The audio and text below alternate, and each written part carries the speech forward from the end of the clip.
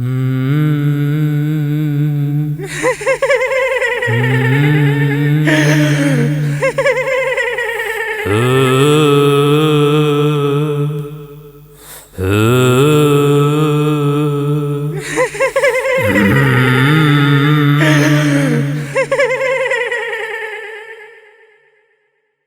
संतोष भैया चल हो ने करीवा के मौगी पर भूत आल है। कौन करीवा बे? अरे वो है जे नैकी कन्हैया ले के ने उतरवारी टोलवा वाला। ओहो चल चल चल चल सब भूत उतार दे आज। निकाल रे डेकोरेशन ढोल और झाल। हट हट हट ओझा जी आ गेलखिन है। हाँ बे झारे दे के ही हमें नहीं बतेगा से बतैमी किलो छिया दियो। निकाल रे चेला से लिया। रुक बताओ यो तोरा।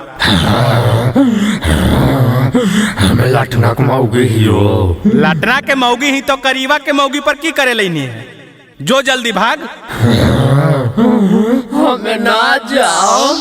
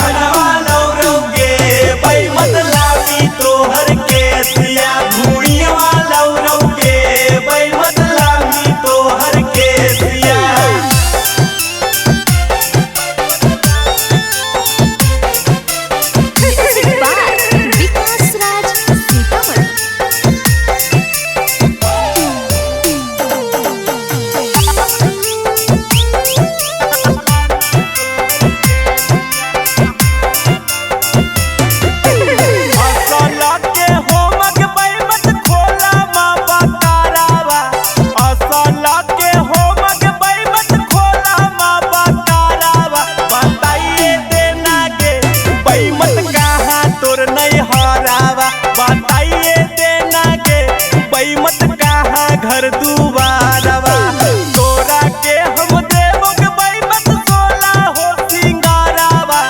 तोरा के हम देवोग बैमत सोला हो सिंगारावा।